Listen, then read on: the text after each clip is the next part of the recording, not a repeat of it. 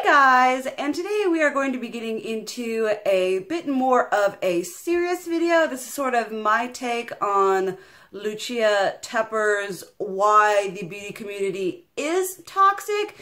I'm going to be discussing why the beauty community can be toxic. Because I feel like it's unfair to just use a overlapping it is toxic and is always toxic, because like any sort of fandom or hobby or anything like that, you have those who approach it with a very mature way and those who want to get really salty, nasty, negative, and toxic. When people find shared interests, they often tend to come together in groups to share their passions, their interests, and their loves of those things. And it's really great to find people who are like-minded. And with any hobby, gaming, collectible card games, anime, popular TV shows, doll collecting, and so forth, the community can sometimes tend to take a toxic air. Not always and not by everyone, but mingling opinions can create chaos within an otherwise well-meaning group. And what are these toxic behaviors? They vary by person. I'm just going to be discussing with you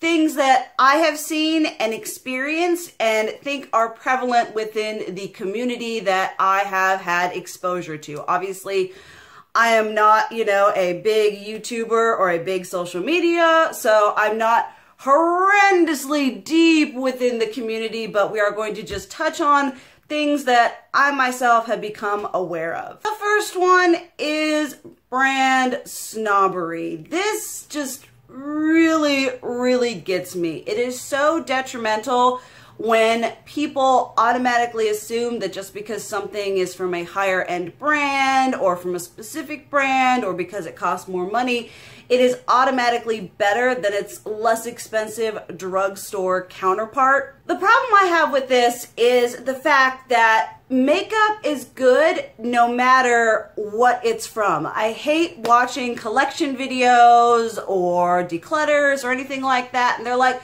well, it's good for the drugstore. And then they're all like, well, this is automatically amazing because it's this person and it's this brand and it's so amazing. I'm like, no.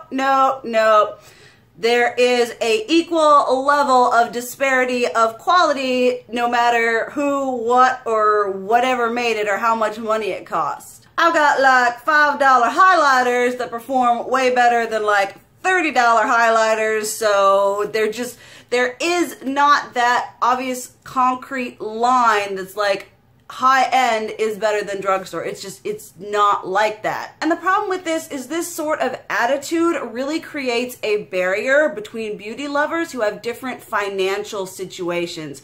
The term affordable is very subjective. What's affordable to me may not be affordable to you. It's funny watching some videos and they're like, oh, this is so affordable. And it's like 20 something and I'm like, affordable? I was kind of thinking and hoping maybe like $5. We should be able to support each other in this wonderful, collecting, passionate, whatever, no matter what our financial situation is. And also just remember that just because it is from a specific brand or you spent a certain amount of money does not automatically mean it is a good product. The next one is big YouTubers. Now, I'm not going to say any names. You guys know how I feel about certain big YouTubers, but this is just more of an all-encompassing a lot of big YouTubers. When I first started watching YouTube, like before I even decided I wanted to have a channel, but I was in my emo goth phase and I'm like, okay, I need to look up tutorials so that I can beat the goth whatever sleigh going on here.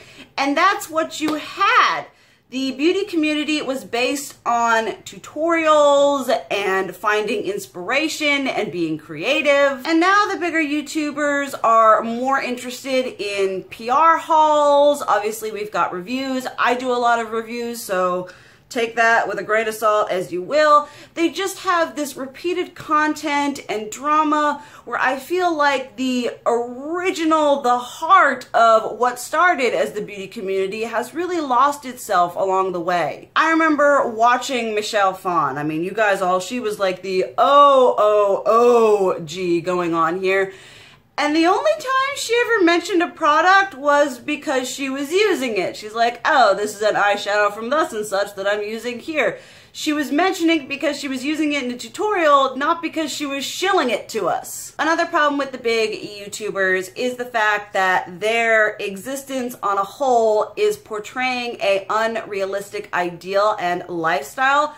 Not saying that we shouldn't, aspire to bigger and better things and have goals and dreams, but just try to remember that actually having that much makeup is not realistic and it's not practical either. A lot of YouTubers with hundreds of thousands of subscribers and millions just lose a certain sense of relatability when it comes to being able to look at them and say, I can relate to them on a level where our lives are very similar. And it's not just with makeup. I am going to mention a YouTuber, Jaclyn Hill, no tea, no shade. I'm just using it as an example. She did a closet tour, and I used to be a designer snob. I loved everything designer and wanted all things designer. Within her lovely closet, she has multiple Chanel, Louis Vuitton, and Hermès bags. And you have to understand that these bags start at around $2,000 to $3,000 a piece. That is not any special limited edition ones or fancy ones or different designs, which she does own. That's not necessarily a relatable ideal, and I would honestly feel so much better if she were just more forthcoming about her affluence. Like, she's always talking about, oh, I'm so humble, and I feel like if there's a designer item, I just have to like hide it in like a picture, and I'm like, girl, you bought a Chanel, you have it, flaunt it, use it, wear it, just be forthcoming with it. We would rather have that than you trying to pretend to be something you're not. Another very important facet of toxicity, if that's even a word, is drama and negativity. YouTubers love to trash talk, and I've actually noticed a correlation between my more negative videos and a higher amount of views. Anti-hauls, products I regret buying, reviews that don't lean toward the favorable are the things that seem to get all of the views. There is, for example, my Too Faced. I think this is the first video of mine that actually hit 1K views in a relatively short time. The Too Faced White Peach palette review, where I was like, Too Faced, why you do this to me? I'll remember the thumbnail. And it got a lot of views, and I was like, okay. I posted a positive review a little bit while back after that video. Nah, nowhere near as much exposure. And this can be a good and a bad thing. Obviously, within this community, honesty and transparency are not always the norm. It is great to be honest. It is fantastic to actually say it as it is because, like I said, amongst some other bigger YouTubers, it can be a little bit harder to get like a straight answer from them. You start thinking, are they sponsored? Are they biased? What else is going on here? And all of those questions pop up as we watch videos, think about buying products, and it turns something very simple, makeup, into a much more complicated ordeal. I mean, it's just makeup, and it's great, and it's fine for us to get salty every once in a while, but I've noticed within this community, a lot of people want to focus on the negative. I watch drama channels, not gonna lie, I got a couple that I like, a couple that I hate. It's just part of the game. But drama channels and a lot of this perpetuated drama and hate and toxicity, people, they want to tear apart every single little bit of the person. Like I said, it's no longer about the makeup and the creativity, it's about destroying the character of the person who's talking about the makeup. It's like very political. And when that becomes a thing, you have these drama channels who attack a YouTuber, and then the YouTuber rebuts with even more negativity. It just becomes this endless cycle of drama, and I'm just like, can we just sit back and admit that we all have different opinions, and that's okay. Another very important aspect, which is probably, I think, the most intense with my little beating makeup loving heart, is consumerism versus creativity. This one really really kills me. Back when I started watching YouTube, it was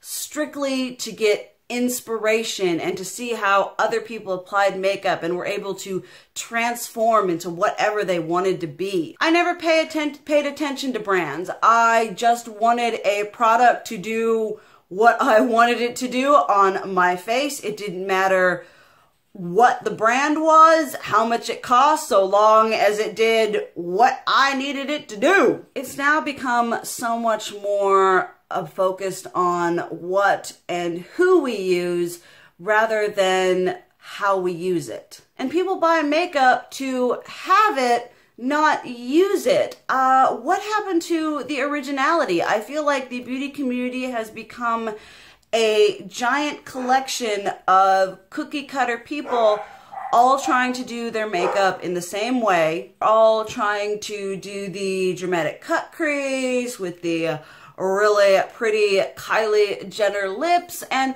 I admit, I'm not saying everyone should go out with like bright, crazy green, or whatever going on, but I miss the days when people could simply express themselves and their talent, their creativity spoke to their character and their ability to grow on this platform.